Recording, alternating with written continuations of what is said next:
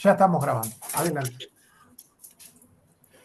Bueno, gente, bienvenidos a una campaña más de GAOM junto a la IASC. La sexta campaña ya, parece mentira por ahí cuando nos ponemos a contar para mirar para atrás, que ya vayamos por la sexta campaña. Bueno, mi nombre es Leonardo Colombo, soy coordinador del grupo GAOM, que para los que no están al tanto es Grupo Austral de Observadores de Meteoros. Y si bien nuestro nombre define cómo arrancamos en esta actividad, todos somos eh, astrónomos vocacionales, aficionados, aunque hay en el grupo gente profesional. Bueno, todos tenemos distintos intereses en distintas áreas de la astronomía además, y bueno, la temática de los asteroides nos fue también absorbiendo, que por otra parte está relacionada también a la temática de los meteoros, ¿no? Empezamos participando en las campañas de la IASC de manera individual, varios de nosotros, hasta que decidimos traer las campañas de la IASC a la Argentina, dado que no había ninguna campaña organizada desde acá. Eh, Así que bueno, mi bienvenida para todos es una alegría también poder contar, más allá de que esta sea la campaña GAOM Argentina, siempre estuvo la voluntad de abrirla a que pueda participar gente de nuestros países hermanos.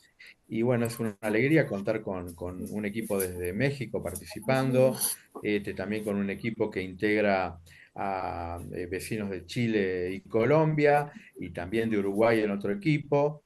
Bueno, eso es una alegría poder abrir la convocatoria de esa manera. Este año, en esta edición, mejor dicho, ya sumamos un cupo de 20.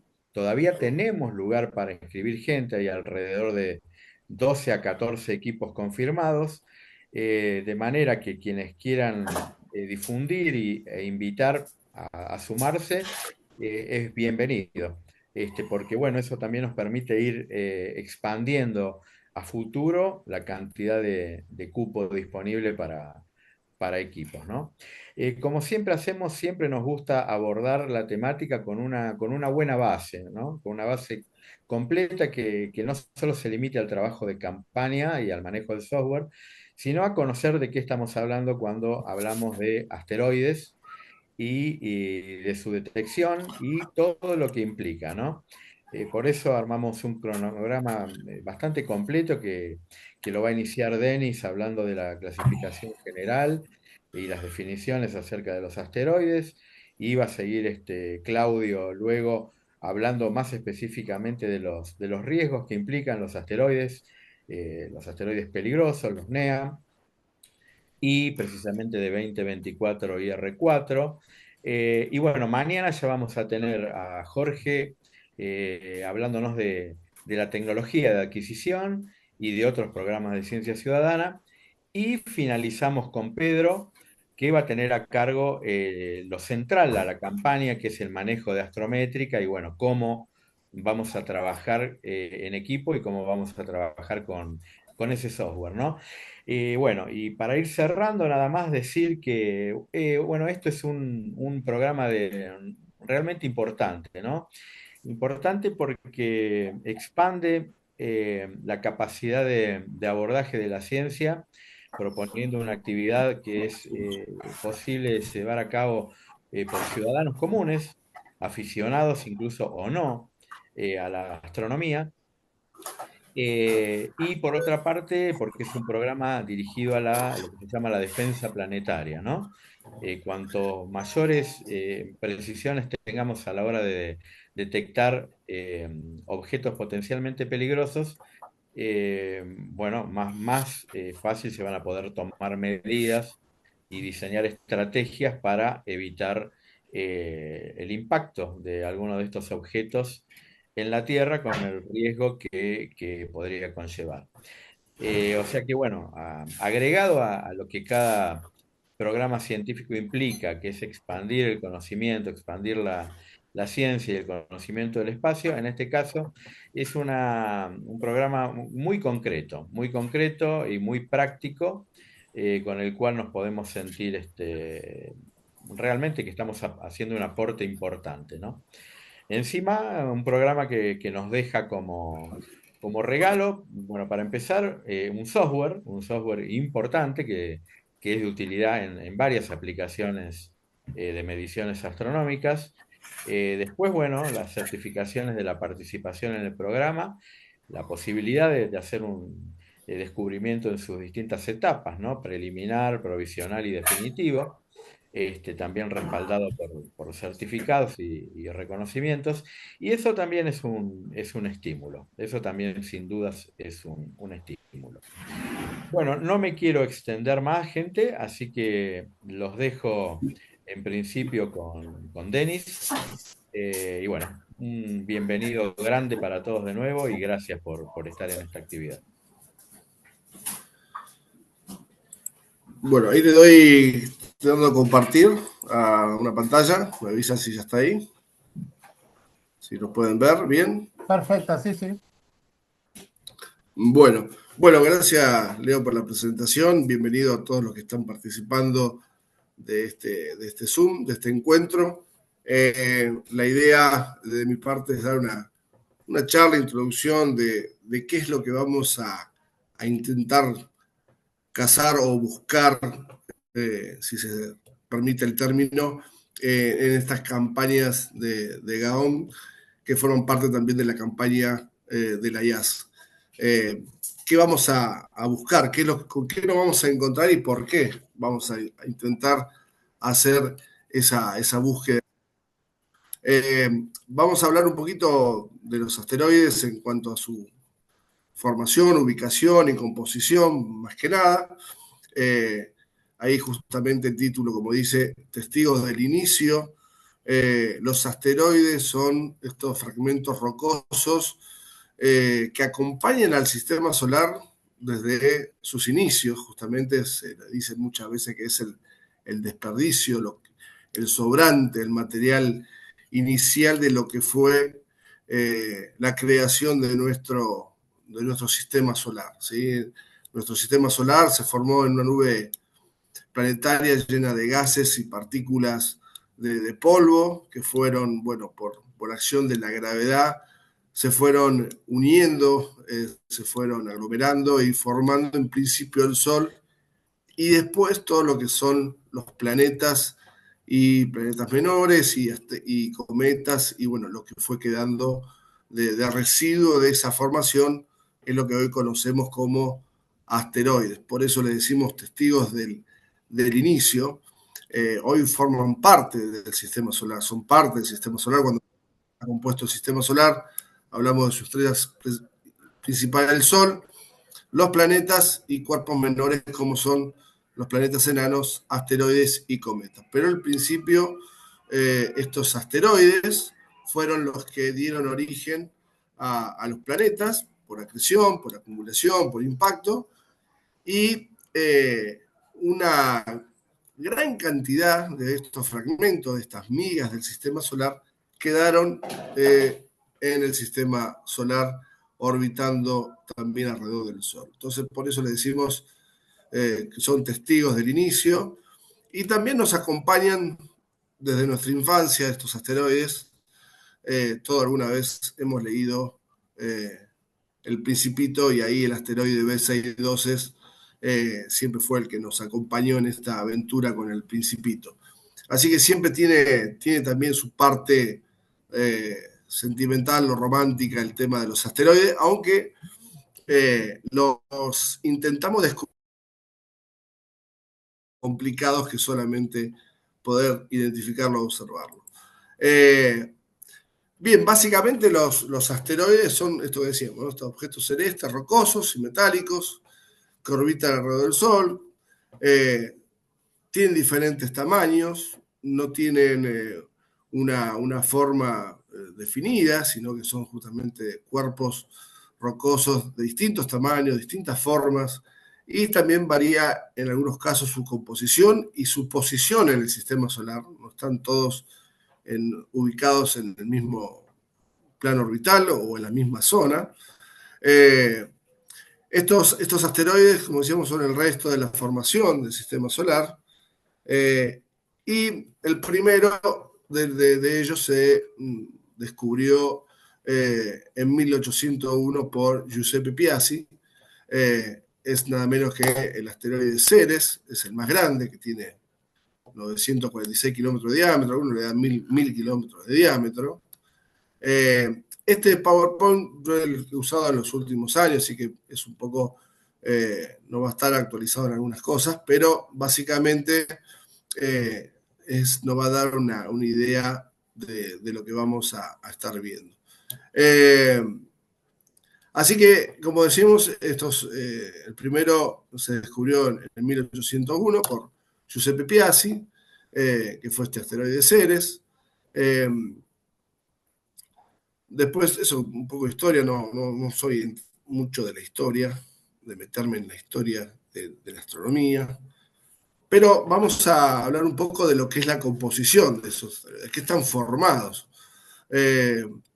Básicamente tenemos tres principales grupos, que son los que estamos viendo ahí, los tipos C, S y M. Los tipos C son los más comunes, son los rocosos carbonáceos, son asteroides muy oscuros, suelen reflejar muy poco la luz y son los más difíciles por ahí de detectar y son los que más abundan teóricamente en esta familia de asteroides. Están compuestos por silicatos, algunos tienen componentes de carbono de origen inorgánico, y es por eso que se llaman carbonáceos en algunos casos. Ese es el grupo C, es una de las categorías que por ahí se diferencian los asteroides. Después tenemos los tipos S, que son los más rocosos y silíceos. Tienen silicatos, como decimos, reflejan un poco más la luz, son un poco más, los tipos C reflejan entre el 3 y el 7% de la luz solar que reciben. Ya los tipos S reflejan perdón, entre el 10 y el 30% de la luz que reciben. Pueden estar compuestos por silicatos con hierro, magnesio, aluminio, calcio, potasio. Y eso es lo que lo hace un poquito más reflectivos y los que nos permiten por ahí que sean un poco más detectables, porque justamente necesitamos que brillen para poder detectar estos cuerpos tan pequeños en nuestro sistema solar. Y después ya tenemos los tipos M, que son los tipos ya metálicos, ¿sí? Que ya reflejan un poco más del 30% de la luz, son más brillantes y tienen aleaciones de hierro y níquel metálico. Esos son los menos comunes, no son los más frecuentes, así que son por ahí los más difíciles de detectar porque son los de menor cantidad en el sistema solar, ¿sí? Después hay otros tipos de asteroides, como son los denominados los E, que esos son mucho más brillantes, reflejan casi el 60% de la luz, ¿sí? Y están formados por piroxeno en tastita, algo así era el nombre. Ese tipo de asteroides son mucho más reflectivos, al igual que los grupos B, que son los basálticos, que también reflejan entre el 20 y el 50% de la luz que reciben. Esto es un poco la composición que tienen los asteroides o los grupos que se dividen. Y como decíamos, los tipos C, ahí vemos el nombre Matilde, porque Matilde es uno de los asteroides típicos de la categoría C, entonces también se los llaman los tipos Matilde, los tipos Eros o los tipos Cleopatra, ¿no? Son asteroides, digamos, típicos de cada uno de esa agrupación. Ahora bien, estos cuerpos que decíamos que están en el sistema solar, ¿dónde los encontramos? ¿Dónde se encuentran los asteroides? ¿Cómo podemos hacer para encontrar estos cuerpos? Bueno, sabemos que la mayor concentración de estos asteroides se ubican en lo que conocemos como el cinturón principal, que es el cinturón asteroidal que está entre el planeta Marte y Júpiter. Ahí se cree que está la gran mayoría de estos asteroides. Estos asteroides que se ubican en esta órbita bastante circular alrededor del Sol, y son los denominados, como decíamos, que están en el cinturón asteroidal entre el planeta Marte y Júpiter. Teóricamente, por una cuestión de las resonancias gravitacionales de los planetas, hace que estos cuerpos se encuentren ubicados en esa posición. ¿Qué es lo que se piensa? Digamos que el sistema solar, cuando se formó, era mucho más caótico de lo que es hoy en día, o de lo que se conoce hoy en día. La posición de los planetas, de los gigantes, no era en la posición que están actualmente. Y toda esa marea gravitatoria, esa resonancia gravitatoria fue acomodando, como quien dice, las piezas, cada uno en su lugar, hasta quedar en esa cierta estabilidad que tiene nuestro sistema solar en cuanto a los cuerpos orbitando alrededor del Sol. Pues decíamos que por esta cuestión gravitacional entre Marte y Júpiter se concentraron la mayor cantidad de asteroides, pero después hay muchos asteroides que por colisión entre ellos o por la misma resonancia gravitacional que generan tanto Júpiter como Marte también y el resto de los planetas, han disparado o han hecho mover esos asteroides en órbitas mucho más erráticas y más elípticas que el de la mayoría de esos asteroides. Por eso también es muy difícil saber dónde se encuentran. A medida que vamos encontrando, y ya tenemos una gran cantidad de asteroides descubiertos y ya sabemos su órbita y su posición, podemos predecir o saber de qué se tratan esos asteroides o por qué están ahí. En algunas ocasiones también se hablan de lo que se llaman las familias de asteroides. Son grupos de asteroides que provienen de un asteroide principal que por algún impacto o por alguna cuestión se fragmentó en diferentes pedazos. Y bueno, estas familias se encuentran también dentro de este cinturón asteroidal, como decíamos, que es donde está la mayor cantidad de asteroides. Hay otros tipos de asteroides que comparten órbita, por ejemplo, con Júpiter, ¿sí? Son los denominados troyanos. Estos asteroides se ubican tanto por delante y por detrás del planeta Júpiter, están también como un equilibrio orbital con el planeta y el Sol.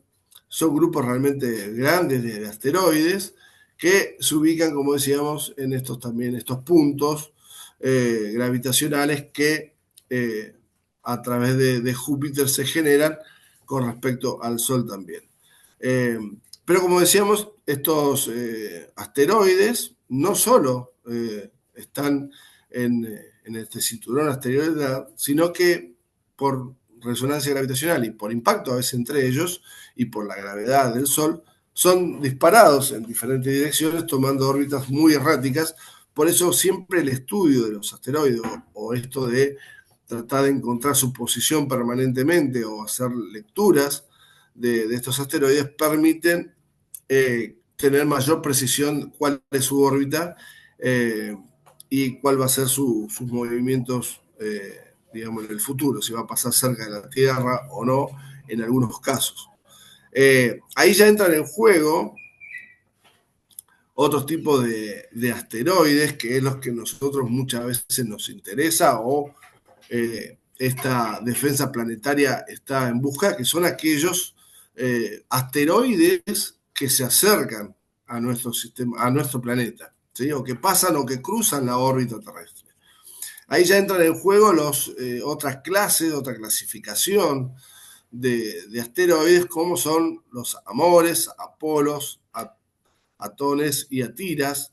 Son diferentes grupos de asteroides que o cruzan la órbita de Marte y están entre Marte y la Tierra, o cruzan la órbita, pueden cruzar la órbita de Marte, de la Tierra y de Venus y hasta de Mercurio, inclusivemente, o aquellos que cruzan o que están orbitando mucho más cerca de la Tierra que la Tierra mismo, ¿no? O sea, orbitando más cerca del Sol que la Tierra mismo. Esos son, por ejemplo, los Satiras, son asteroides que están mucho más cerca del Sol, girando, pero no superan la órbita de la Tierra. Estos cuerpos cercanos, estos asteroides cercanos a la Tierra, son los que este programa de defensa planetaria está muy interesado no solo en descubrir aquellos futuros o nuevos asteroides que hagan esa cercanía con nuestro planeta o crucen la órbita terrestre, sino también de monitorear y seguirlos de cerca para saber cuál va a ser su órbita. Como ya seguramente por ahí, Claudio, cuando hable del tema del asteroide 2024 RI4, vamos a entender qué fue pasando con ese asteroide y por qué se fueron dando las diferentes noticias que íbamos viendo. Entonces, bueno, esa es un poco la posición en la que se encuentran los asteroides. Decíamos este cinturón asteroidal principal entre Marte y Júpiter, y después aquellos denominados OSNEA o cercanos a la Tierra, que también se dividen en grupos dependiendo qué tanto crucen la órbita terrestre o si orbitan más allá de nuestro planeta entre Marte y la Tierra o entre Marte y el Sol. Esos son por ahí lo más peligroso, en el sentido que son los que pueden llegar a tener un encuentro cercano con la Tierra. Siempre estamos expuestos a que alguno de estos asteroides, por colisión o por resonancia gravitacional, modifique su trayectoria y realmente ponga peligro a nuestro planeta. Pero en estas cosas de los asteroides hay fenómenos que están relacionados con los asteroides, pero siempre confunden mucho a la población, nos confunden a muchos en cuanto a los términos que se utilizan, ¿no? Por ejemplo, los asteroides, los meteoroides o meteoros no son lo mismo. Los asteroides son estos cuerpos que, como decíamos, orbitan alrededor del Sol, que varían sus tamaños, que están orbitando el Sol y que en algunos momentos pueden llegar a colisionar con nuestro planeta. Ahí donde se produce el fenómeno meteoro, es el fenómeno visual que yo veo en el momento de que este fragmento hace un ingreso a nuestra atmósfera y a causa de la compresión de los gases que genera por delante, y esos gases se elevan la temperatura en valores muy altos, tanto que funde a todo este material, es que genera este fenómeno luminoso que nosotros llamamos meteoro. Y lo que hablamos del meteorito es cuando yo encuentro un fragmento de ese asteroide que venía orbitando alrededor del Sol y se encontró con nuestro planeta y que ingresó a nuestra atmósfera generando un fenómeno como es el meteoro, y algo de ese cuerpo sobrevive a ese paso de la atmósfera y cae digamos, toca el suelo o cae en el mar, lo que sea, pero yo lo encuentro a ese fragmento, es decir, lo puedo tener en mi mano. A eso es lo que nosotros denominamos meteorito, ¿sí? Hay que diferenciar, todo parte de lo mismo, pero cuando yo veo un fenómeno, como ha pasado ahí en el video que se ve, eso es Chelyabinsk en el 2013, es un fragmento, una roca, no fue tampoco muy grande, ¿no? Uno piensa que puede ser realmente algo extremadamente grande y puede llegar a tener apenas 50 centímetros de diámetro, ingresa a la atmósfera y genera ese fenómeno visual que nosotros normalmente denominamos o estrellas fugaz, o cuando son así tan grandes, que duran varios segundos, tienen mucha intensidad lumínica y hasta puede generar el estruendo, a eso lo llamamos bólido. Y el meteorito, como decíamos, es si yo encuentro ese fragmento que impactó o cayó en la Tierra, ¿sí? Yo por ahí no me quiero meter mucho en temas que por ahí yo sé que mis compañeros van a tocar. PDF está. Denny, vos dale para adelante que Sí, de última repetimos. No, no, nunca va a estar de más. está, perfecto. Bien, dale, genial. No, bueno, simplemente empezamos a un poco a hablar de por qué los buscamos y por qué necesitamos prevenir de saber si un asteroide va a impactar o no con nuestro planeta. Principalmente hay varios detalles a tener en cuenta en el momento de hablar de un impacto de estos cuerpos asteroides con respecto en la Tierra. Ya tenemos varios casos registrados. Obviamente, cuando uno mira la Luna y mira la gran cantidad de cráteres que tiene, no es otra cosa que impacto de asteroides en su etapa de acreción. De esa manera se fueron formando los planetas, recibiendo impacto de asteroides. En la Luna podemos ver la gran cantidad y gran bombardeo que tuvo. La Tierra también lo tuvo. Lo que pasa es que en la Tierra tenemos un 70% de agua, tenemos vegetación, tenemos agentes climáticos que erosionan y modifican, igual que la vegetación, modifican el suelo y en algunos casos han borrado, desdibujado los impactos que tenemos en la Tierra. Pero bueno, para ver cuánto es de peligroso, bueno, tiene que ver con el ángulo en que este cuerpo ingrese a la atmósfera, su ángulo, su velocidad, su trayectoria, la composición y la densidad. Obviamente, cuanto sean más metálicos, van a ser más difícil que la atmósfera los desintegre. Y también, obviamente, como decíamos, en qué parte de nuestro planeta van a caer, si van a caer en el agua, en una zona sin población o en una zona completamente poblada. Entonces, todos esos peligros, esos riesgos tienen que ver con estos por ahí tres factores: el ángulo de caída o de incidencia de este asteroide sobre nuestra atmósfera, la composición y la densidad. Como decíamos, vimos que hay tres grandes grupos. Los metálicos son los de menor cantidad, o eso es lo que se piensa, y los carbonáceos son los de mayor, son arcillosos, entonces esos suelen bastante ser afectados por ese ingreso de atmósfera y eso hace que no sobreviva gran cantidad de material para generar un impacto significativo en la superficie. En cambio, la Luna, como no tiene atmósfera, cualquier fragmento de cualquier tamaño impacta de manera directa y con gran velocidad sin frenar absolutamente nada que lo frene, así que el impacto es bastante importante. Bueno, lo que tenía que ver en características de impacto y algunos ejemplos, como tenemos el de Tunguska en 1908, que ese es el motivo de que se conmemora el Día Internacional del Asteroide, ¿sí? Producto de lo que fue en 1908 el impacto o el evento Tunguska, así se conoce, en la Siberia, el cráter Meteoro en Arizona, y bueno, quizás el más significativo o el que más, podemos decir, modificó la historia en nuestro planeta es el cráter Chicxulub, que es el que teóricamente está relacionado con el impacto de un asteroide de gran tamaño, ¿no? De unos 180, que generó un cráter de 180 kilómetros de diámetro y que fue el causante de lo que fue la extinción de nada menos que el 70% de la vida que había en el planeta en ese momento, ¿sí? Se calcula que tenía unos 10 kilómetros de diámetro.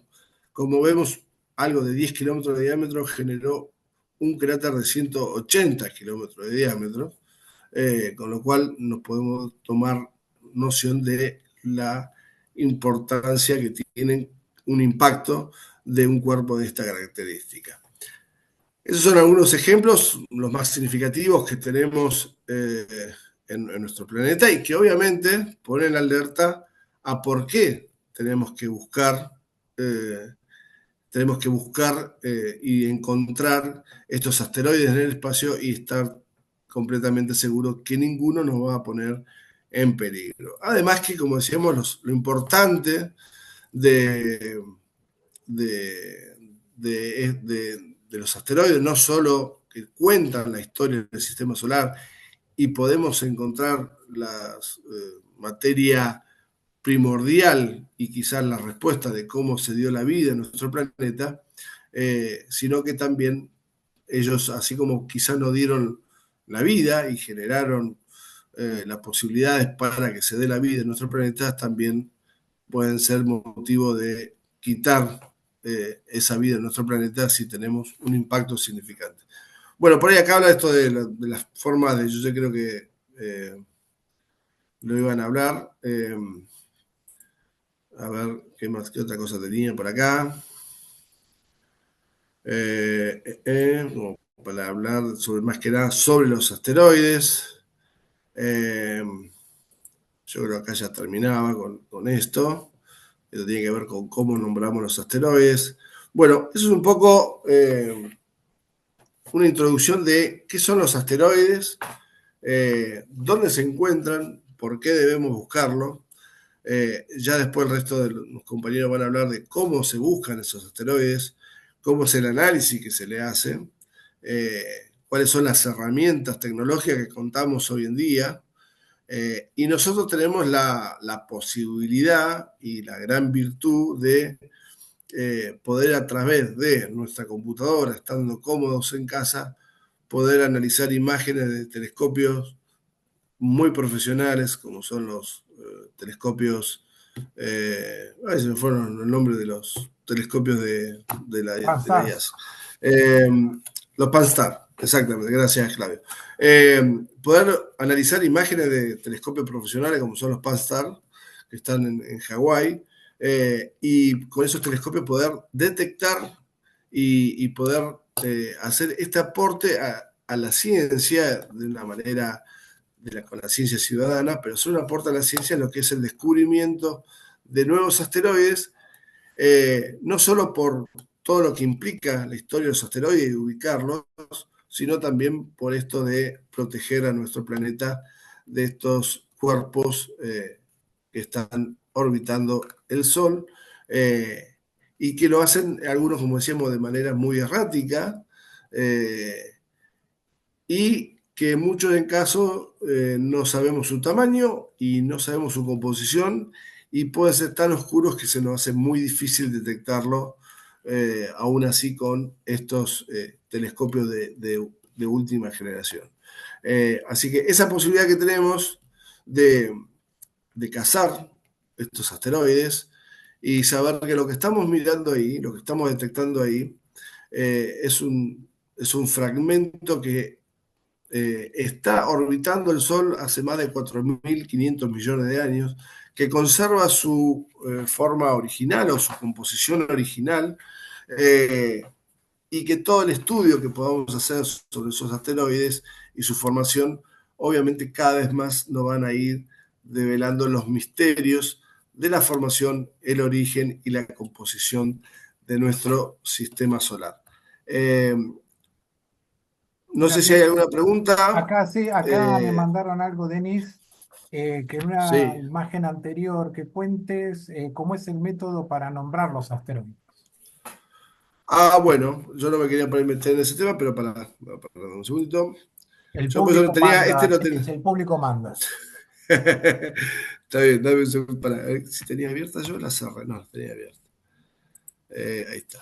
Vamos a ir para atrás, a ver si me. Ahí está.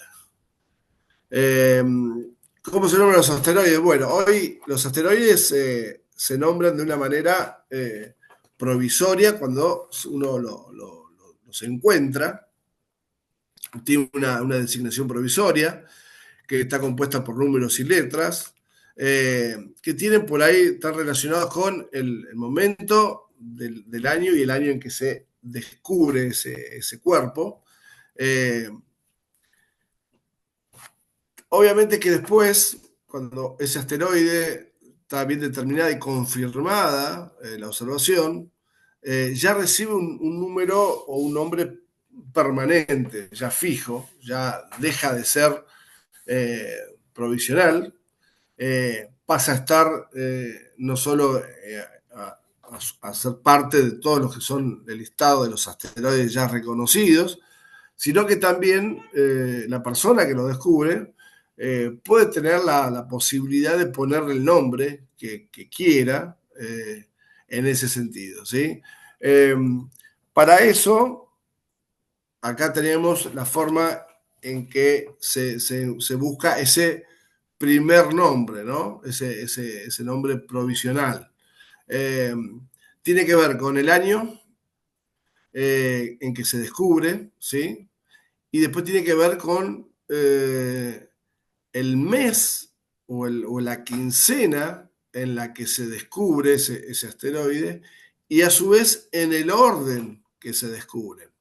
Es decir, vamos a ver siempre que ese nombre provisional o el nombre que tiene algunos asteroides va a tener una fecha, un año, ese va a ser el año en que se descubrió ese asteroide, va a estar acompañado de letras, ¿sí? Que tienen que ver con la época del año y de la quincena en la que se descubrió, y a su vez va a tener acompañado con el orden del descubrimiento de asteroides que se llama el orden del descubrimiento en cual se encontró, pero como ustedes ven en el cuadrito este que está acá verde,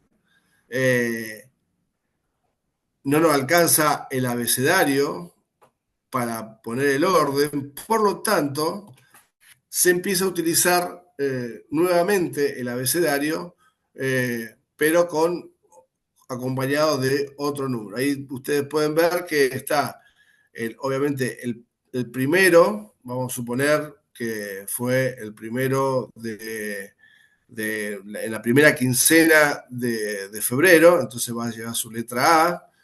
Si fuera el primero va a ser A1, ¿sí? Va a ser, por ejemplo, no sé, vamos a poner el 2024 A1. Eso quiere decir que fue en el 2024, que fue en la primera quincena de enero y que fue el primero en esa quincena que se descubrió. Ahora bien, eso tenemos hasta el 25, ahora, pero tenemos hasta más de 100 posibilidades de descubrir asteroides de una misma quincena, entonces ahí es donde se empiezan a hacer esta serie de combinación de letras y números para, por ejemplo, poder decir, por ejemplo, en 1999, JU3, J es porque se descubrió en la primera quincena de mayo, y el U3, si yo busco en la tablita verde, busco U3, voy a ver que es el número 95. Así que el asteroide 1999 JU3 tiene que ver con que se descubrió en el año 1999, en la primera quincena de mayo, y fue en el orden de descubrimiento fue el número 95. Esa es la forma en que se dan los descubrimientos y por qué reciben ese nombre provisorio en la designación de estos asteroides. No sé si con eso podemos haber respondido a la consulta. Perfecto. Sí, sí, era la que estaba ahí. Por ahora, por ahora están tranquilitos. Yo aprovecho Perfecto. para comentar un par de cosas. Primero, que subí dos enlaces que me pasó Pedro para que traten de bajárselo porque les va a ser de utilidad. Primero. Segundo, me olvidé también de decir que si quieren hacer preguntas, abran el audio y pregunten directamente, no hay ningún problema. Y tercero, las gracias a Denis por contarnos todo esto. Me sacó un montón de cosas importantes que yo iba a decir, pero lo hizo a propósito. No coincidimos en nada. Yo me presenté por otro No, lado nomás. estuve tratando justamente, sé que hay varios, vamos a tener varias capacitaciones, cada uno va a tocar su tema, pues yo esto usé ya un PowerPoint que tenía armado, un poco completo con todo, pero me quería más que nada dar este pantallazo inicial de qué son los asteroides, dónde están, por qué los buscamos y cuál es la composición. Obviamente que el tema de asteroides es muy, muy complejo, es muy amplio, no vamos a, tampoco somos especialistas completamente en la materia, no somos astrónomos dedicados al asteroide, somos simplemente aficionados. Entonces era la idea de dar un pantallazo inicial. Yo siempre cuento que a mí los asteroides, y esto por ahí un poco se los comento a aquellos que están en la reunión o que por ahí después vean el video, obviamente los que somos de astronomía nos gusta toda la astronomía, ¿no? Todo, nos apasionan las galaxias, los planetas, las estrellas y mirar y fotografiar y todo lo demás. Pero lo que más me atrapa en cuanto a lo que tiene que ver con los asteroides, yo siempre digo que nos permite ver un universo en movimiento, porque cuando muchas veces vemos fotografías de nebulosas, de galaxias, vemos siempre cosas estáticas. Ahora cuando uno estudia o hace esta búsqueda de asteroides y empieza a detectar estos puntos que se van moviendo, empezamos a ver ese universo dinámico y de movimiento que tiene otro gustito, empezar a ver cómo se mueven estos asteroides, estos puntitos blancos en el cielo. Alguna vez tuve la oportunidad de fotografiar algunos o seguirlos, pero también poder ver esto, descubrirlo y saber que estás viendo algo que quizás es la primera vez que vos lo vas a ver y que lo vas a descubrir. Eso es lo que tiene apasionante. Y después, bueno, obviamente cada uno estará en uno mismo de meterse más a conocer sobre asteroides, leer y buscar información. Por eso, más que nada, queríamos dar un pantallazo de lo que son los asteroides, dónde están, cuál es su origen y, bueno, un poco por qué los buscamos en esta campaña GAOM a través de la IASA. Así que, bueno, básicamente espero que haya sido una charla entretenida, que haya sacado algunas dudas y, bueno, gracias por la oportunidad y un placer estar nuevamente a punto de comenzar esta campaña de búsqueda. Mira, bueno, no, las gracias para vos porque sos uno de los puntales de todo este equipo de trabajo con Pedro, Leo, Jorge. Así que hay gente que es, en los grupos siempre hay gente que es medio relleno y gente que es imprescindible. Denis está dentro de los imprescindibles. Así que No, gracias. lo vamos a tener mucho tiempo, o al menos esa es la idea, que lo tengamos mucho tiempo. Sí, No, a yo mí lo feliz que, siempre de estar.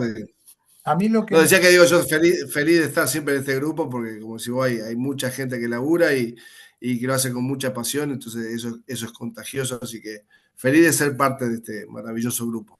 Perfecto. Ahí Pedro había levantado la mano y después la sacó, así que no sé si... No, no, no, fue un aplauso, fue un aplauso. Ah, Ah, bueno. vos sabés que tengo que Agradecimiento hacer de un Denis. curso para reconocer las manos aplaudiendo de una levantó una mano, porque siempre los Ah, confundo. Bueno, no, pero es interesante también lo que decía Denis, que la astronomía tiene eso de que podemos desde la afición llegar a un estándar profesional si uno quiere.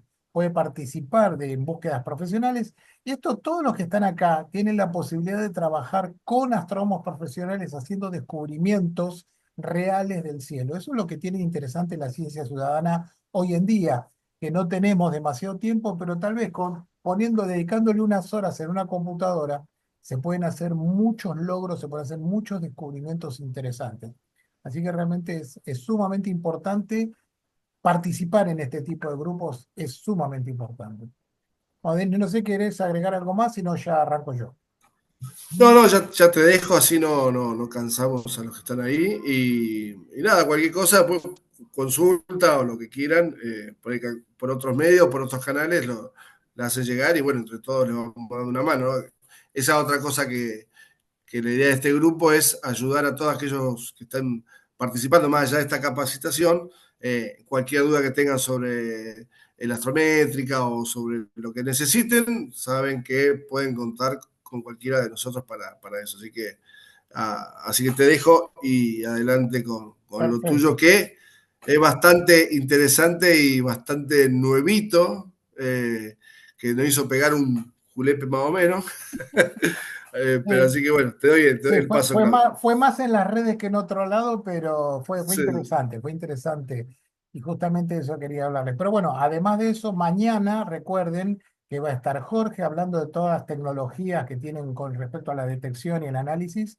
Y realmente me parece que es lo más importante de todo, Pedro, que va a explicar cómo se usa la astrométrica, porque todo esto que estamos hablando con Denis o que yo le voy a contar es como para dar un entorno, pero el corazón de todo esto es la astrométrica y el corazón de los descubrimientos es la astrométrica. Así que sin más vuelta ya empezamos. Acuérdense de abrir audio si quieren preguntar algo. Las preguntas nunca son tontas, las preguntas siempre son interesantes, siempre las preguntas tienen algo que se puede sacar. Y me gustó esta imagen así bien dramática, que hoy estaba jugando con una inteligencia artificial y que le pedí que me hiciera una cosa bastante dramática y lo logró bastante bien. Esta es la sensación que tuvimos durante 20 y pico de días, hace un mes, más o menos, con el descubrimiento de 2024 YR4, que en realidad yo le voy a decir 2024 porque es muy largo decir todo lo demás. Así que acuérdense que digo 2024, estoy hablando de este asteroide que hizo tanta locura, que hoy pasó un poco de moda, porque vieron cómo es la realidad actual, y es como que pasa una semana y ya es viejo, pero sí me interesa contarles cómo fue evolucionando, y esto sería con cualquier asteroide, un NEO, un objeto que se acerque mucho a la Tierra, más o menos lo que pasaría es muy parecido a lo que pasó con 2024. Así que vamos a hablar de eso y vamos a hablar un poquitín al final de Apophis, que es otro también que ha tenido su momento de gloria hace unos cuantos años y hoy es un asteroide más. Pero insisto, va a ser interesante poder charlar con ustedes de todo esto. Este es un videíto que a veces se hace esto, que se hace un seguimiento del asteroide y se ve cómo se va moviendo. Es el puntito que está en el medio, que se va moviendo entre las estrellas. 2024, que R4 ya que está ahí, 2024 es muy pequeño, tiene entre 40 y 90 metros, o sea que en realidad es casi milagroso que se haya descubierto y se lo descubre cuando está muy cerca de la Tierra porque es una piedra nada más que no refleja mucha luz. Entonces, muy poco tiempo está al alcance de telescopios como el Pan-STARRS. Muy poco están a ese alcance. De hecho, después les voy a contar que se tuvo que usar eh, artillería pesada para poder detectarlo. Una vez que se detecta y se ve el movimiento que tiene en el cielo, cuanto más puntos hay en el cielo que se puedan trazar, uno puede calcular la órbita. Entonces ahí tienen el cálculo de la órbita. Fíjense que la celestita es la de la Tierra, la blanca es la de 2024, y fíjense que estas rayitas que salen es que está por abajo de la órbita de la Tierra. Entonces está, fíjense que está bastante cerca del plano de la órbita de la Tierra y el momento más complicado es este, cuando está acá en este cruce, es cuando se da la opción de que pasen realmente cerca al nivel de poder chocar con nuestro planeta. Se hizo el hallazgo y en los primeros cálculos daban que la probabilidad de impacto en 2032 era muy cierta. Acá tienen un diagramita muy bonito que encontré por ahí en las redes. Es la escala de Torino, es la escala de peligrosidad de un impacto. En general, los asteroides se los descubre y la mayoría quedan en cero, o sea, no hay posibilidades de impacto. Pero a veces, cuando se lo descubre y es un neo, salta a valores medianamente altos y luego normalmente se va a cero. Es lo que pasó con Apophis, que en la historia de lo que se hizo hasta ahora llegó a 4. Nunca ningún asteroide llegó a 4. De hecho, 2024 llegó a 3, que también es mucho. Y luego, con mejores observaciones, bajó nuevamente a 0. ¿Cómo sería lo peligroso que esté en 3, 4 y siga subiendo? Cuando supera el número 8 hay un impacto seguro. 8, 9 y 10 es un impacto seguro. Pero el número implica qué tan grave sería el impacto. Un impacto local, un impacto continental o una catástrofe tipo el de los dinosaurios sería 10. Pero lo demás se va moviendo en esa línea de posibilidades de impacto. Es la que recuerden acá porque la van a escuchar muchas veces en la escala de Torino. ¿De dónde vienen? Ya algo lo comentó Denis, así que no voy a hacer mucho más. Cuando se formó el sistema solar, se juntó la mayor parte del gas en el medio, se hizo un plano y en ese plano de gas, gas y polvo, lo que sucedió en ese plano, muchas de las rocas fueron chocando entre ellas, haciendo y formando los planetas interiores, y muchas de esas piedras quedaron desparramadas por el sistema solar, que son los actuales asteroides. Fíjense que son objetos originarios del sistema solar y muchos de ellos están intactos, por eso es tan importante estudiarlos, porque es material virgen del origen del sistema solar. Entonces, por eso es tan importante hacer esta búsqueda de estas piedras. Voy a decir, ¿para qué vamos a ir a buscar una piedra de 100 metros o 500 o 1 kilómetro? Porque tiene muchas claves del origen del sistema solar. Esto es lo que pasó con la probabilidad de impacto y es normal que sean así. Las curvas ya lo vamos a ver más adelante por qué motivo. Fíjense que cuando se descubrió el asteroide, estamos hablando de fines del 2024, por eso se llama, como decía Denis el nombre, fíjense que es 2024, el año del descubrimiento, Y, o sea, al final, en diciembre, se descubrió este asteroide. Y fíjense que la probabilidad de impacto siempre se mantuvo muy, muy baja hasta que empezó a haber más observaciones y esas observaciones daban que la probabilidad se elevó horriblemente hasta un 2,8, casi 3, y algunos análisis daban hasta el 6%. Que uno dice, wow, el 6%, bueno, pero el 94% está en contra, que no va a pasar. O sea que es muy elevado con respecto a los otros. En general, todos los asteroides están debajo del milésimo% de probabilidad, todos. Entonces, que uno esté en el 6 es muy llamativo, extremadamente más llamativo. Por eso esto llamó tanto la atención y llegó hasta el momento que estaba más alto. Después empezó a bajar, cayó y hoy está en cero. Lamento, les cuento el final de la historia para que no sufran.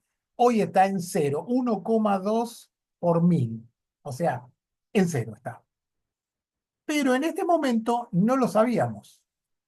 Y es normal que, como les decía, el asteroide se vaya para arriba y luego caiga. Y ahora, insisto, vamos a ver un poquito más adelante por qué pasa eso.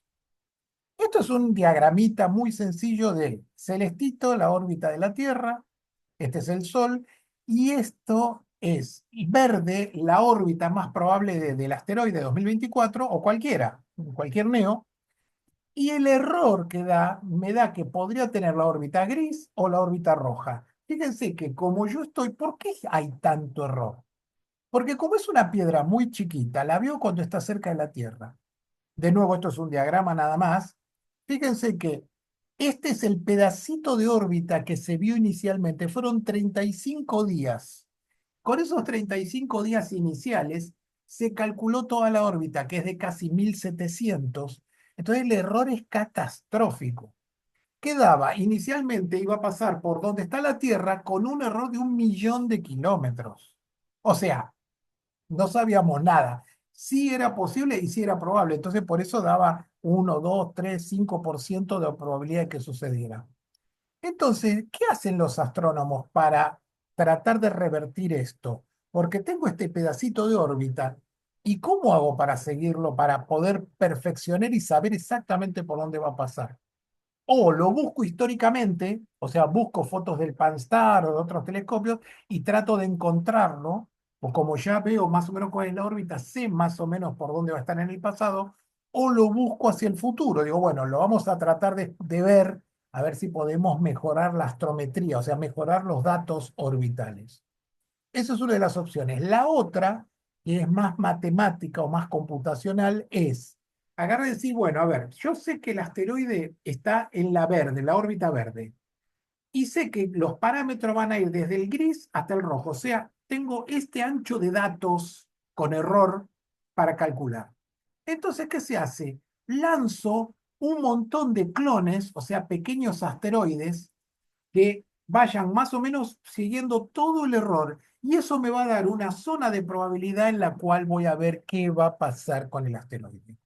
Eso se hace habitualmente, es normal. En el caso de 2024 se hicieron 70 clones que estaban en ese interín. Y lo que se vio es esto. Que mucha gente veía, ¿qué son todos esos puntitos que se mueven? Son los clones. Es el error que había en el momento que se estaba acercando a la Tierra. Por eso da una línea en la cual podría llegar a suceder el impacto. Mucha gente me preguntó, pero si el error es tan grande, ¿por qué no va para arriba y para abajo? Porque el plano de la órbita se conoce con mucha precisión, pero no se sabe si está un poquito rotado para allá, un poquito rotado para allá.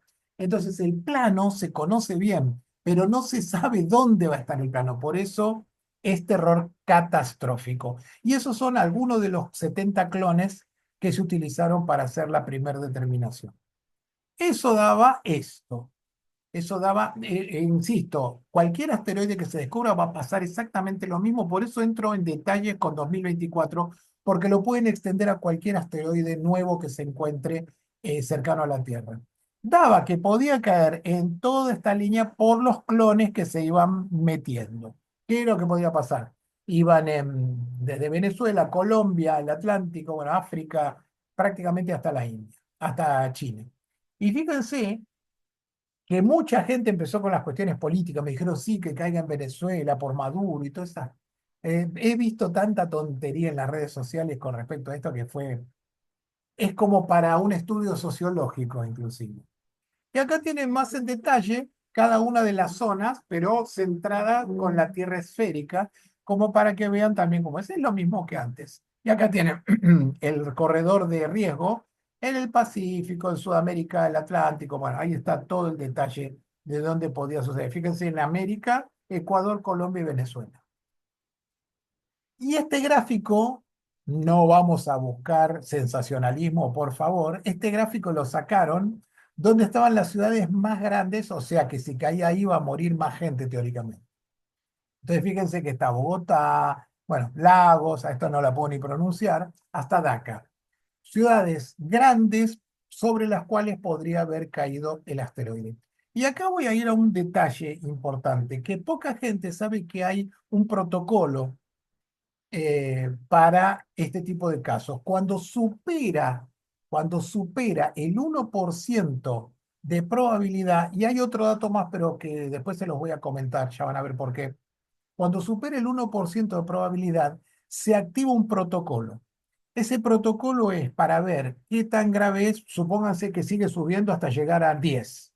Entonces, hay un protocolo que hace, bueno, en este caso, que no llegaba a ser tan grande el asteroide, un asteroide de 100 metros, póngale, hubiera sido un problema global, entonces habría que haber pensado primero en direccionarlo en otra parte, como se hizo con Dimorphos, la experiencia que hizo hace un par de años, con la experiencia DART, que era lanzarle un cohete, no, un dardo, lo llaman ellos, a muy alta velocidad para desviarlo y se podría haber desviado en el caso de que hubiera una posibilidad real de impacto. Y si eso fallara o no se pudiera hacer por los tiempos, lo que se hace es evacuar el lugar. Esto unos meses antes del impacto, o sea, a fines del 2031, ya se sabría exactamente dónde iba a caer y habría que evacuar la zona. Entonces, la realidad de las víctimas humanas serían mínimas, realmente serían mínimas. Y estamos hablando de una piedra, porque realmente a nivel asteroides es muy, muy pequeño. Pero fíjense cómo se van haciendo las noticias, se van inflando, inflando, y la gente va teniendo miedo porque no saben qué es lo que puede pasar. Y acá este gráfico me pareció espectacular y les hice un GIF. Fíjense, ahora voy a empezar otra vez. Al principio se ve una línea de clones larguísima, prácticamente 1 millón de kilómetros, que era el error inicial.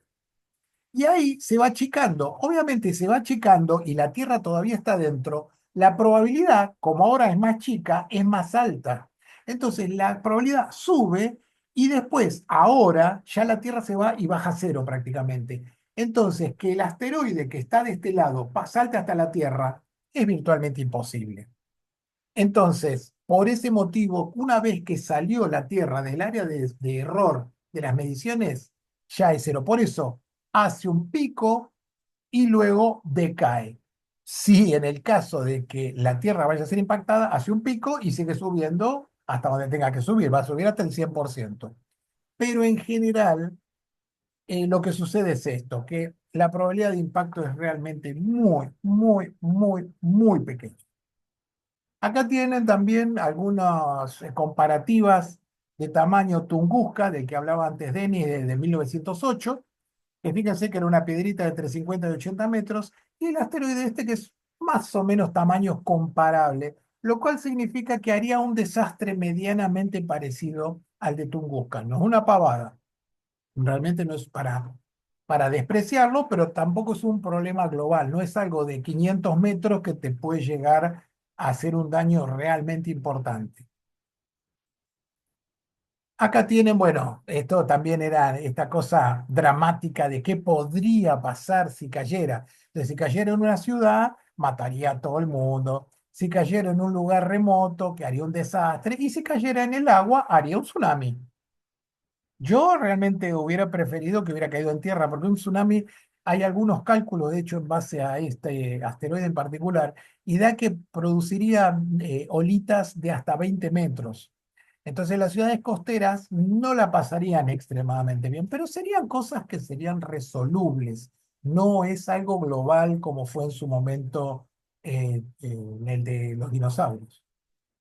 Acá tienen a Tunguska, donde ocurrió el de Tunguska, que es muy parecido, insisto, a lo que hubiera sucedido si hubiera habido un impacto de 2024. Esto fue una zona súper alejada, pero sí había árboles enormes que cuando fueron a ver, unos cuantos años después, un geólogo que se llamaba Kulik, un ruso, que vio que estaban distribuidas con respecto a un centro, o sea, había habido una explosión y había derrumbado todos los árboles a su alrededor. O sea que de verdad es un tema muy grave localmente. Y acá quería llegar. Esto es un sitio de internet que es automático y continuamente van cambiando las probabilidades. Acá lo tenemos a 2024. Fíjense que esto lo hice hace unos días. Hoy está en 1,5. O sea, más bajo todavía. Cada vez está bajando más. No hay posibilidad de impacto. Pero fíjense, este que está acá. Ese tiene un 10% de probabilidad.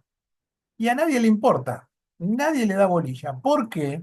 Porque si se fijan al lado, dice, tiene 7 metros, es una piedra, a nadie le importa. O sea, el protocolo se activa cuando la probabilidad sube del 1% y tiene más de 10 metros. Si no, no se activa. Por eso este es muy chiquitito y por eso no se le dio importancia. Ah, y me olvidé de comentarles que cómo se hizo porque realmente el asteroide es tan pequeño que cuando se aleja unos millones de kilómetros no hay ningún telescopio que lo pueda ver de los normales. O sea, hasta hace 20 días, un mes, había dos, tres telescopios en el mundo que podían llegar a verlo, porque si vos te fijas las efemérides, está siempre en magnitud 30.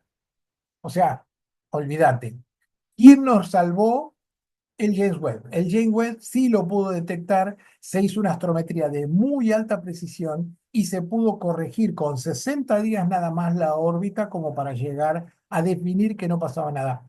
Que realmente es un récord porque no es tan rápido todo esto. Eh, Agrego algo más del protocolo que se utiliza.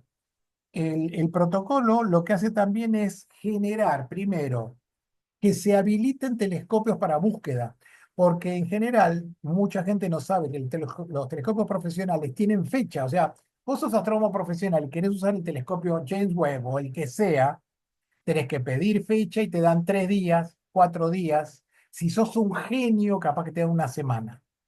Entonces, esos 3 días el astrónomo no te los quiere dar porque le costó un montón conseguir ese tiempo. Entonces, también el protocolo implica tener que separar un poco de tiempo para este tipo de búsquedas cuando son importantes o graves. Entonces, fíjense todo lo que se activó por este tema, por esta piedrita. Se activaron un montón de cosas como para poder saber qué es lo que pasaba. Y bueno, ya está definido que no va a pasar absolutamente nada. Y ahora les cuento rapidito a Apophis, que este también en un par de años va a ser un nivel de locura importante en el 2029. Ese es el descubrimiento y esto es muy parecido a lo que van a tener que hacer. Mirar fotos, estas son las estrellas, son 3 fotos tomadas en distintos momentos, el mismo día, por ejemplo, cada media hora se saca una fotografía y luego se monta una arriba de la otra. Y fíjense que las estrellas están fijas y el asteroide se va moviendo. ¿Ven? Hace 1, 2, 3. Con eso, esto es lo que van a tener que buscar con el astrométrica. Esto es una detección de un asteroide. Fue descubierto en 2004, pero ¿por qué hubo tanta atención con Apophis? Primero, porque es bastante grande. Fíjense el tamaño que tiene, más o menos 400 metros. Ya este sí sería grave que chocara con la Tierra. Y además de eso, porque va a pasar muy, muy, muy cerca. ¿Cuánto es muy cerca? Acá tienen la órbita de la Luna. Estos son los satélites geosincrónicos. Va a pasar por debajo de los satélites geosincrónicos a 32.000 kilómetros de la superficie de la Tierra. Muy cerca, pero la órbita, vieron que antes se iba achicando el nivel de error de 2024. En Apophis, hoy el error está debajo de los 5 kilómetros. O sea que el error de la medición es de 5 kilómetros, olvídate, no va a suceder. Va a ser un lindo espectáculo para poder seguir, no tiene ningún nivel de peligrosidad. Acá tienen el error que estaba en 2005, ya en 2005 se sabía que no iba a chocar y hoy está acá, en el punto celeste, acá, en el medio. O sea, imposible el impacto.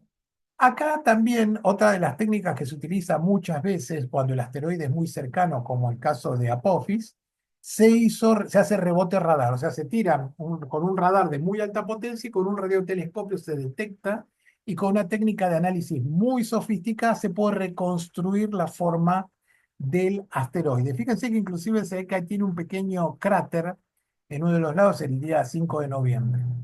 Esto no solamente permite mapear el objeto, también determinar su forma exacta, sino que también tenemos una astrometría, o sea, una posición tan exacta que ya no hay dudas de que no va a pasar absolutamente nada. Fíjense que se usan un montón de herramientas diferentes para poder saber dónde va a pasar. Y esta es la zona de visibilidad, algo parecido, no, en realidad no es parecido. Esta es la zona de visibilidad, la línea roja, es por donde se va a pasar, va a estar sobre el horizonte en el momento pasando. Fíjense que toda Europa, Asia, gran parte de Asia lo va a tener arriba de su cabeza, y desde Europa, el día de la máxima cercanía, se va a ver a simple vista como una estrella de magnitud 3, o sea, notablemente brillante. Ah, Acá, bueno, Jorge comenta, para que tengamos una idea, la órbita de los satélites de comunicación están a 35.000 kilómetros, así que está un poquito por debajo Apophis. Realmente es muy, muy, muy cerca. Y en Europa, y todo el lugar que les decía, van a tener oportunidad de verlo a simple vista moviéndose en el cielo y se va a ver en movimiento. Y asociando un poco a lo que decía Denis acerca de esto de poder ver movimiento, este es el primer objeto en la historia que no sea un cometa, o sea, un asteroide, que se ve a simple vista y en movimiento. Va a ser una circunstancia muy interesante porque con ese brillo, con un celular, lo vas a poder filmar y se va a ir viendo cómo se mueve. Aproximadamente, si no me falla la memoria, se mueve 2 diámetros, o sea, 1 grado, 2 diámetros lunares por cada 2 minutos. O sea, un diámetro lunar por minuto. Es, obviamente está muy cerca y por eso se mueve tan rápido. Y además de esto, hay una misión que se llama Osiris-Rex, que fue al asteroide Bennu de la NASA, que hizo un montón de análisis, que retornó hace poco tiempo y se hizo análisis de las rocas del asteroide, se encontraron moléculas raras. Eso habría, Jorge, capaz que puede extender un poco más ese tema porque había algunas moléculas orgánicas interesantes. Pero como la nave Osiris quedó entera y ya había terminado la misión, le cambiaron el objetivo. Esto se suele hacer, las agencias espaciales suelen hacer esto. Y ahora se llama Osiris Apex y va a perseguir a Apophis y va a hacer esto que estamos viendo en la ilustración. Va a bajar sobre la superficie de Apophis, no está preparado para descender, pero va a prender los motores que tiene, unos pequeños motores que tiene para levantar rocas y poder hacer análisis de la composición aproximada de Apophis. O sea, acuérdense, Osiris Apex va a ser en el 2029 muy interesante para tenerla en cuenta. Y la otra es la Agencia Espacial Europea, que ya está aprobado el presupuesto para hacer Ramsés. Creo que la van a lanzar en el 2027, que lo va a hacer exactamente lo mismo. Va a ser una búsqueda y seguimiento de Apophis. O sea que fíjense que todo lo interesante que viene en los próximos años para lo que sea la investigación de los asteroides. Así que bueno, esto era todo lo que les quería comentar. Ah, y ahí dice si se encontraron moléculas carbonadas. Ahí lo comenta Jorge. Bueno, creo que era la última esta. Sí, sí, era la última. Bueno, ya estamos. Entonces, ahí va. No sé si quieren hacer alguna pregunta, quieren saber algo. La respuesta la da Denis. No, todo muy buena la charla. Estuvo muy completo y está bueno. Había cositas que no había visto sobre este asteroide, que como vos decís fue, sí, al principio arrancó como algo, wow, vamos a morir todo y de golpe no pasa nada. Pero Sí, bueno, eso suele pasar y permanentemente están pasando asteroides cercanos a la Tierra. Todos los días tenemos alguno que pasa cerca, pero como decís vos, son pequeños, entonces no tienen relevancia. O por ahí porque no llegan a los medios de comunicación. Y hubo casos donde nos hemos enterado después de que pasó el asteroide, ¿te acordás de ese asteroide que pasó entre la Luna y la Tierra? Que como venía en dirección en la que estaba el Sol, no lo vimos hasta que nos pasó cerca y lo vimos del otro lado, y ese sí que si nos hubiese pegado ni nos enterábamos. Entonces, como vemos, no siempre podemos tener esa previsión de estudiar los asteroides de esa manera. Pero bueno, este asteroide teníamos todos los tiempos y como decís vos, ¿no? La magnitud lo hacía algo imposible de investigar y el Jay Webb nos dio otra vez, se subió y se puso una cocarda de decir, acá estoy yo sin y duda. vine para ayudarles y reveló todo lo que realmente iba a pasar. Así que Exacto. nada, está muy bueno el tema de esto, ¿no? De conocer también esto, ¿no? Para que eh, cómo es que se estudia las probabilidades de impacto, qué es lo que pasa eso, decir, bueno, que al principio siempre va a dar una probabilidad enorme y después a medida que se estudia se empiezan a bajar, cae, cae tremendamente esa probabilidad. Así que Por nada, suerte hasta ahora pasó está eso. bueno, Por suerte hasta ahora por pasó suerte. esto. Subió y cayó. Lo mismo pasó con Apophis. Pero bueno, es Ahí, súper interesante varias cosas. Ahora lo dejo a Jorge que quiere comentar algo. Primero, fundamentalmente, el hecho de que este tipo de campañas sirven para descubrir estos asteroides. O sea que en la pequeña medida estamos protegiendo a la Tierra para saber qué es lo que está pasando. Segundo, que es importante también aclararlo, no hay ningún asteroide enorme que vaya a chocar con la Tierra y no hay ninguna probabilidad hasta el año 2100 de que suceda nada con los asteroides descubiertos. Los de 1 kilómetro supuestamente están todos descubiertos, los cercanos. Obviamente siempre hay alguna órbita medio complicada que no nos da buena luz como para poder verlo. O sea, siempre hay una probabilidad de que suceda, pero la mayoría ya están descubiertos. Entonces, lo comento nada más para que duerman tranquilos, que no es nada que sea súper peligroso. Obviamente puede suceder, pero las probabilidades son bajas. Yo le comentaba la otra vez en un vivo que hice en TikTok, porque hay que simplificar la cosa. Digo, mira, ¿cuál es la probabilidad? O sea, puede suceder que en la habitación que vos estás en este momento, todo el aire se vaya para aquel extremo y vos te mueras ahogado. ¿Puede ser? Sí, puede ser. ¿Cuál es la probabilidad? Y casi diría cero. Entonces, esto es lo mismo. ¿Es posible? Sí, es posible que tengamos un impacto, pero es súper improbable. Así que calma, no hay que preocuparse. Bueno, perdón que me estiré. Jorge, querías comentar algo. sí, sí, me sacaste alguna de las palabras de la boca, siguiendo la línea que estabas comentando vos. No, está perfecto. Y lo que decía Denise, tiene dos verticales importantísimas. Por un lado, la defensa planetaria, y por otro lado, que es un poco para donde van las misiones Osiris y Ramsés, que es precisamente encontrar biomarcadores y posiblemente algún tipo de rastro de vida, lo pongo así entre comillas, en otros planetas y los asteroides, y aprovechando la cercanía de este que comentó Claudio, bueno, lógicamente lo están utilizando como prueba de concepto, vamos a decirlo. Por lo tanto, esas dos verticales es lo que se viene y lo que viene avanzando fuerte para precisamente todo lo que es estudio de asteroides. Y agregado a eso, esto de descubrir, tal cual, porque es importantísimo ese dato.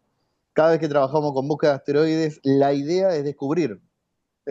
Y ahí está la importancia de este tipo de campañas y que nos sumemos a este tipo de eventos que, más allá de la patrocina la IAS, la NASA, sigue sumando información a la ciencia mundial, ¿no?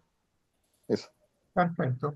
Bueno, ¿alguno quiere comentar algo? Igual ahora lo voy a obligar a Pedro a decir algo, pero ¿alguno quiere comentar alguna cosa? Si no, ya le pongo el arma en la cabeza a Pedro, que a él no le gusta hablar mucho. No, te quería, si querés, Pedro, comentar si algo para mañana, si es importante que hagan algo para mañana, cargar programas, traer algún dato o alguna cosa, porque Pedro es el que va a explicar fundamentalmente el uso de la astrométrica. Buenas noches. Gracias por cederme la palabra, Claudio. Sí, para mañana vamos a hablar de la astrométrica, que es el programa que se usa para trabajar con las fotos que nos mandan y hacer los respectivos reportes. En la astrométrica, ahí Claudio al principio de la charla mandó un link a la página donde se puede descargar el programa. Si ya quieren, ya pueden ir cargándolo para después en la semana ir practicando porque vamos a poder bajar sets de prueba como para ir jugando y aprendiendo cómo se maneja. Y también me pueden pedir a mí, que yo tengo todos los archivos viejos, les mando cualquiera y pueden ir practicando con eso. Si quieren instalar el programa, bájenlo, bajen esta versión que es de enero de este año e instálenlo. Les recomiendo instalarlos directamente en la raíz del disco C. Porque el programa en ciertos momentos hace algunas búsquedas en unas sus carpetas y si está instalado en la otra subcarpeta, en otro disco, ya se empiezan a armar problemas a veces. Les recomiendo en el disco C, arman una carpeta astrométrica y ahí lo instalan. Y bueno, y mañana ya les voy a explicar cómo es el manejo. Si quieren ir prendiéndolo, van mirando, tocando botoncitos. Después, cuando cierran, se borra todo, así que no se hagan problema. A partir de mañana ya explico cómo se usa. Les puedo mandar sets de pruebas para ir probando. La campaña creo que empieza el 20 y pico de marzo, ¿verdad? Me parece. Así que tenemos tiempo como para Sí, ir probando. Bueno, los si mal espero no en recuerdo, el 10 minutos. 24. El 24 me parece que era así. Así que bueno, después mañana nos encontramos a las 19 y seguiremos. Perfecto. Bueno, creo que más o menos ya comentamos todo lo que era importante. Así que bueno, si quieren abrir las cámaras, los más tímidos, así nos vemos y ya nos vamos conociendo. Y nos estaremos viendo mañana a las 19. Acuérdense que si quieren invitar a alguien más para que piensen que le puede llegar a interesar participar, cuanto más gente, mejor, mejores resultados vamos a obtener. Así que son todos Todavía bienvenidos. estamos a tiempo, Claudio, de Claro, sí, anotar sí, más gente. por eso, por eso. Así que estaría bueno, insisto, si conocen a alguien que les puede llegar a interesar, inviten, que mañana seguimos con esto. Bueno, chicos, nos estamos viendo entonces mañana a las 19 horas. En un rato voy a subir el videito este al canal. Muy bien. Hasta Hasta mañana, Perfecto. mañana. perfecto. Nos vemos Nos vemos. mañana. Perfecto. Chao, chao. Nos vemos Chao, chao. mañana. Saludos a todos.